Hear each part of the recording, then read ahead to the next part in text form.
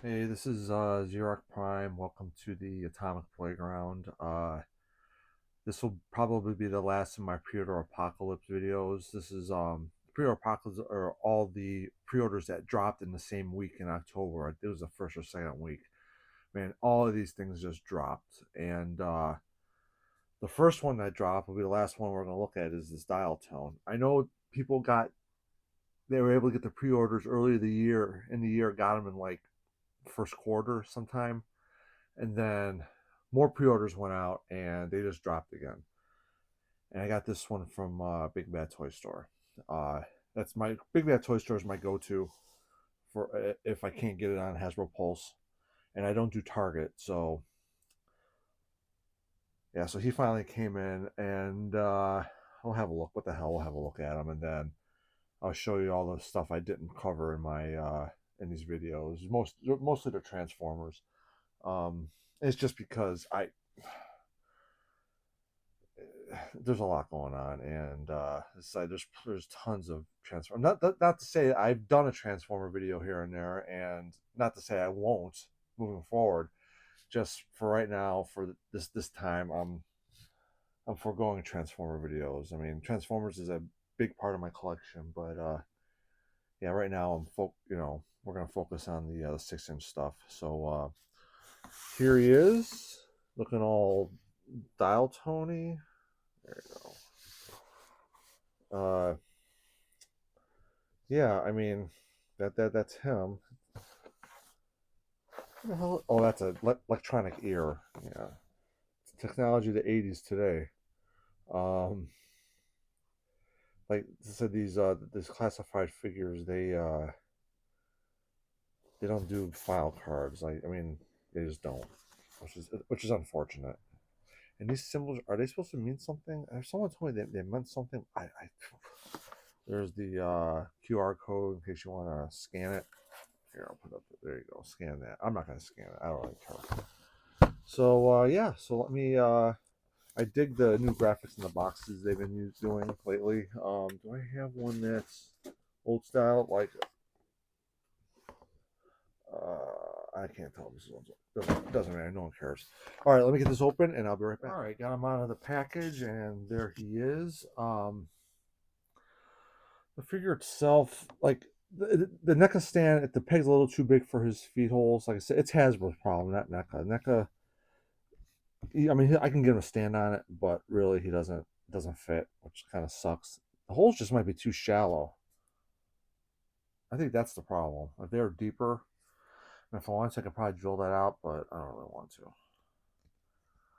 I don't feel like it. So the figure looks pretty decent. I mean, it's a good head sculpt. We'll get in here. That's a good head sculpt. Kind of has like an Errol Flynn look to him. Yeah, boys and girls, if you don't know who Errol Flynn is, he's like a famous actor from the 30s. Anyway, he was like the original Robin Hood when they made, or one of the original Robin Hood. And I guess that's not true. They anyway, he was in a Robin Hood movie, and he was mainly famous for that. He's basically an action star before there were action stars type of thing. But yeah, so this what is that? What is that? What's that supposed to be? Like a Yeah, some sort of like that weird throat microphone thing you see in some movies sometimes. Like his head, or that works fine. Yeah, you don't get the range of motion you should have a two-piece neck, and it's fine. No, I don't really need this guy to do much. Mainly, I need him to die. I'll get into that. My final thoughts and feelings. Um, a little stiff. Not like it's like I said. The later released GI Joes have all been like decent as far as articulation and the joints being, like this one's a little better. What kind of articulation? He's got the regular cutout for the ab crunch, although he can't really get it because of the vest. The vest is just plain Jane. There's nothing really special about it. His little harness thing here is all painted. It's got brown pouches with the silver grenade, and that's at the smoke canister, smoke grenade. His belt's pretty nice. He's got this thing. I think that's for the cell phone. We'll get into that in accessories.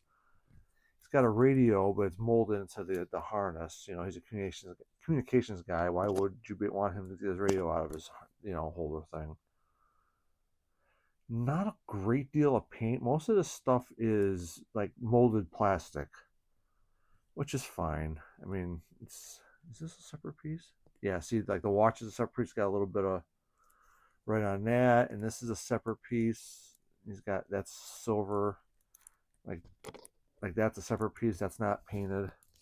I mean, I say it's fine. He's got the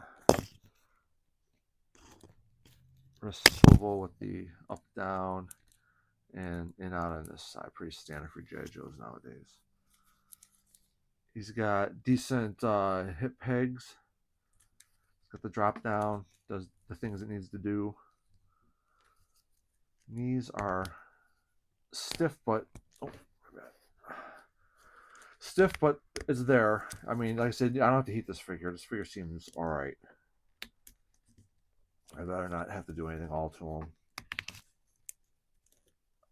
Let's see here. Yeah, that works.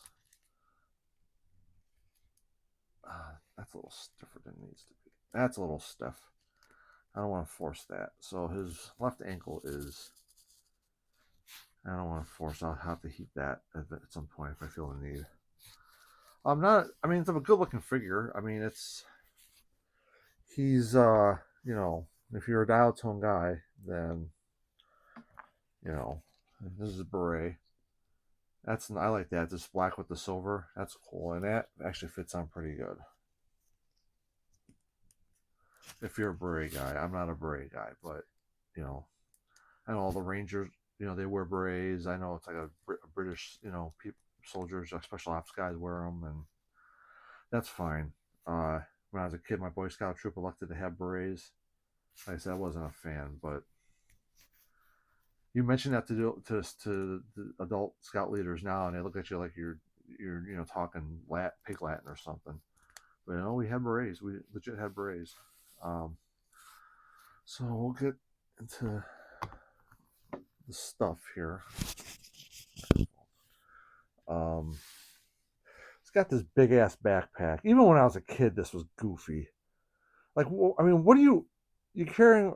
Like, what is this? Seriously. And actually, this goes on his back. One thing I hate about the GI Joes, like a lot of GIs, they don't have like something that will actually support the backpacks. Like they don't have like the harnesses. And this comes down. I guess he's talking to a satellite. Was he talking to? He's calling in a nuclear strike with this fucking thing, or what? Jesus Christ. Sorry about the cussing and the Lord's name in vain thing, but come on. And it doesn't fit really that secure. I mean, it's not. I mean, it'll stay on, but it doesn't feel. It feels loose. It's fine. Let's see here. You got his bionic ear here, so he can listen to conversations. Laser mics are a thing now. They've been a thing for like 25 years at least, but all right. And that's fine. And then he's got his knife that's unpainted. That's unpainted, but that's fine. That slides into his sheath just fine. He's got comes with a cell phone. I think it's a cell phone or it's a remote control pad. I think it's a cell phone because it's got the little. You know what? I'm gonna do this. We're getting close. See, it's got the little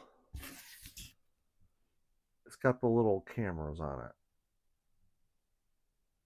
So I think it's it's like an iPhone 6 or something, but you got it. And I think that slides in.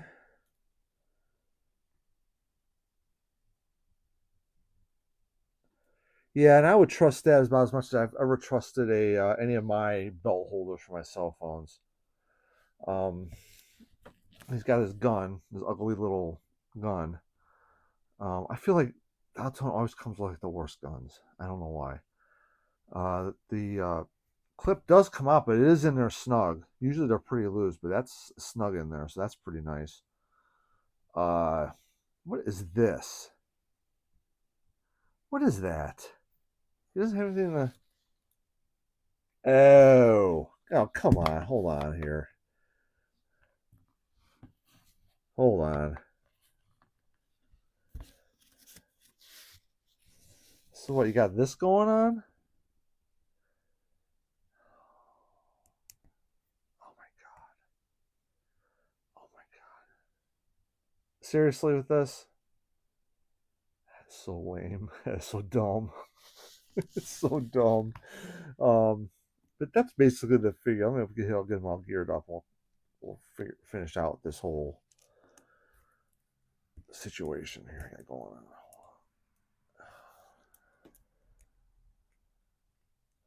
I'll explain my lack of enthusiasm for Dial-tone as a character himself.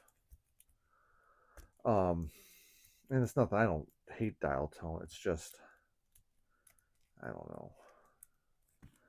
He holds this mid at best. And there goes the cell phone. That's what's the cell phone? What fell off? Oh, his hat. All right. So, yeah, let's see here, and then we gotta talk to the Dial-tone peoples. Give him this stupid thing.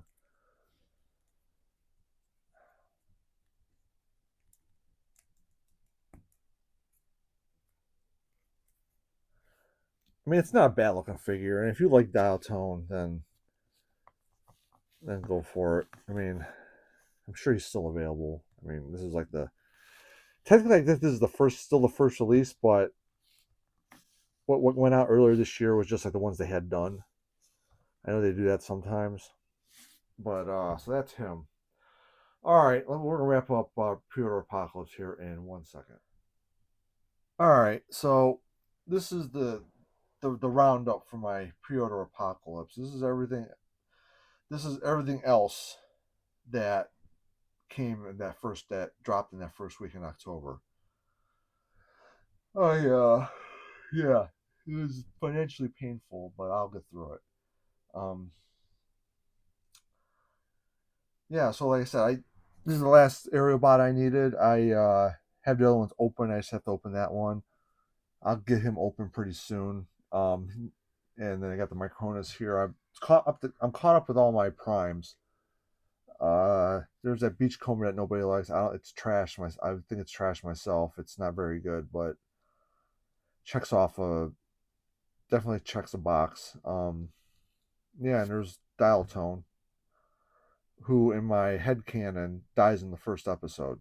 So then his sister shows up to take his place, like because I like the resolute Dial-tone. I don't even ask me to explain. It's like I just like it better. That's all. But yeah, so that's it. That's my roundup. I know it's a quick end to an 8 episode series, but that's all right. Yeah, before this post, I've already posted the Century, the Steel Core Century, and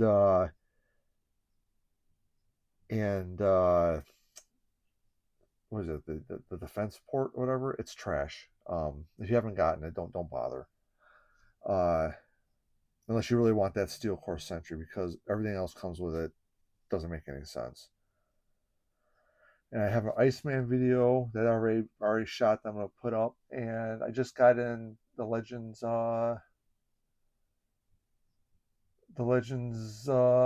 Enchantress. I may or may not look at that. I don't know. I haven't decided yet. All right, that's it. I will be posting another video soon. Thanks a lot.